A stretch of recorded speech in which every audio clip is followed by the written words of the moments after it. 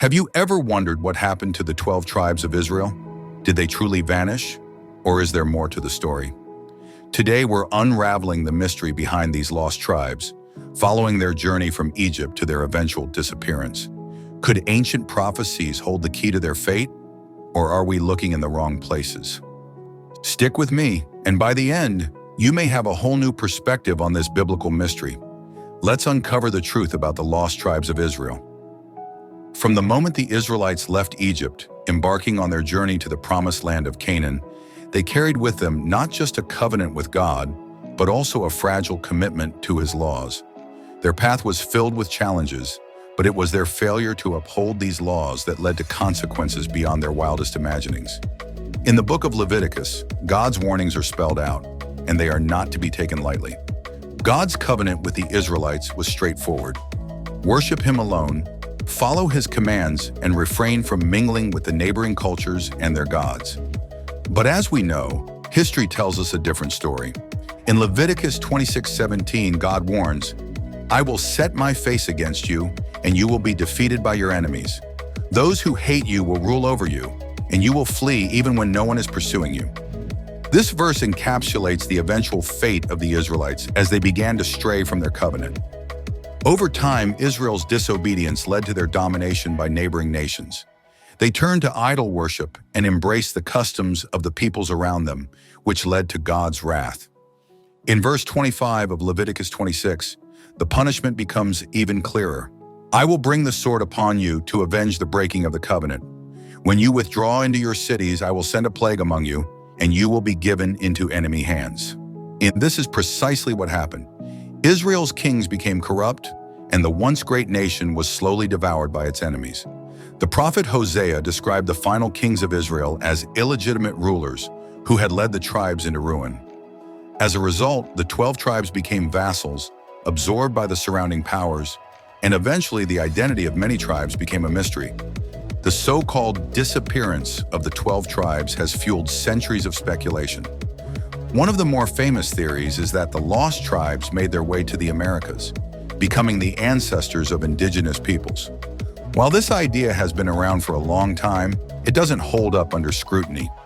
Genetic research has shown that indigenous peoples of the Americas trace their ancestry back to East Asia, not the Middle East. Additionally, the cultural differences between ancient Israelites and indigenous groups make the theory even less plausible. Ancient Israelites were part of a society well beyond the Stone Age, while many indigenous tribes lived in conditions reminiscent of much earlier human development. The stark differences in technology, clothing, and even physical traits point to two entirely separate origins. While the idea that indigenous peoples are descendants of the lost tribes of Israel is fascinating, it simply doesn't add up when we look at the evidence. With modern advancements in genetic studies, these theories have all but crumbled. Indigenous peoples of the Americas have been shown to have DNA more closely related to East Asians, particularly populations from Siberia and Japan. These findings put to rest the notion that the lost tribes ended up in the New World. Another theory that has gained traction over the years is that the lost tribes can be found in Africa. This theory proposes that certain African populations, particularly those with Jewish traditions, might be descendants of the Israelites. While there are communities like the Ethiopian Jews who do have a connection to ancient Israel, the broader claim that many African groups descend from the lost tribes is not supported by history or genetics. Historians like Flavius Josephus have long maintained that African peoples descend from Ham, not Shem, the forefather of the Israelites. The Ethiopian Jews, or Beta Israel, while connected to Jewish traditions, trace their ancestry back to Cush, one of Ham's sons, rather than to the lost tribes of Israel. While some may argue that Africans could have mixed with Israelites, the genetic evidence suggests otherwise. One of the more persistent myths is that European groups, particularly the British, are the descendants of the lost tribes. This theory, sometimes referred to as British Israelism, posits that Anglo-Saxons and other European groups are the true descendants of Israel. However, like the other theories, this one falls apart upon closer examination. Proponents of this theory often misinterpret ancient texts, such as the description of King David, to support their claims. In reality, the original Hebrew text describing David as ruddy referred to his complexion, not his hair color.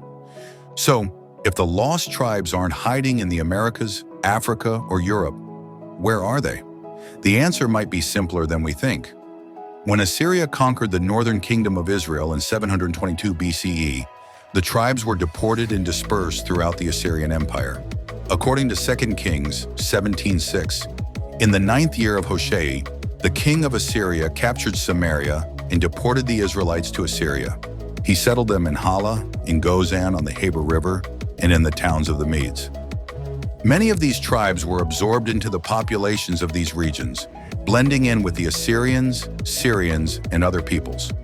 Over time, as the regions saw the rise and fall of empires, Babylonian, Persian, Greek, Roman, the distinct identity of these tribes began to blur. Yet the Bible gives us clues that not all was lost. In the New Testament, we still see mentions of Israelites from various tribes, even beyond Judah. For example, in Luke 2:36, we meet Anna, a prophetess from the tribe of Asher. The Apostle Paul, too, was from the tribe of Benjamin. These references show that while the tribes may have been scattered, they did not completely vanish. So what happened to the lost tribes? It seems they didn't disappear so much as they were absorbed into the broader populations of the Middle East. Some were likely assimilated, while others retained their identity but lost political power. In the New Testament, the emphasis shifts from ethnic identity to spiritual unity. Paul writes in Galatians 3:28, "There is neither Jew nor Gentile, neither slave nor free, nor is there male and female, for you are all one in Christ Jesus." In the grand scheme of things, the physical whereabouts of the tribes became less important than their spiritual role. Jesus Christ brought a new covenant, where salvation was no longer confined to a single group, but was offered to all people regardless of their ancestry. As history moved forward, the legacy of the 12 tribes lived on, not through genetics or territory, but through faith. In the end, the mystery of the lost tribes is less about their physical location and more about their place in God's plan. They may have been scattered, but their story remains woven into the fabric of history. And who knows, perhaps in ways we don't yet fully understand, their legacy still influences the world today. So have the 12 tribes of Israel truly disappeared, or are they hiding in plain sight, woven into the fabric of history? While many theories exist, one thing is certain: these tribes have left a mark in the world, both spiritually and historically. Whether scattered among nations or absorbed into cultures, their legacy endures. As we continue to search for answers, one thing remains: the story of the 12 tribes is far from over. Thanks for joining me on this journey. Until next time, stay curious and keep exploring the mysteries of our past. If this exploration into the lost tribes of Israel intrigued you, don't forget to hit that like button and share it with others who might be curious too. Have any thoughts or theories of your own? Drop them in the comments. I'd love to hear what you think. And if you want to dive deeper into more biblical mysteries and historical enigmas, make sure to subscribe and turn on notifications. There's plenty more to uncover, and you won't want to miss it.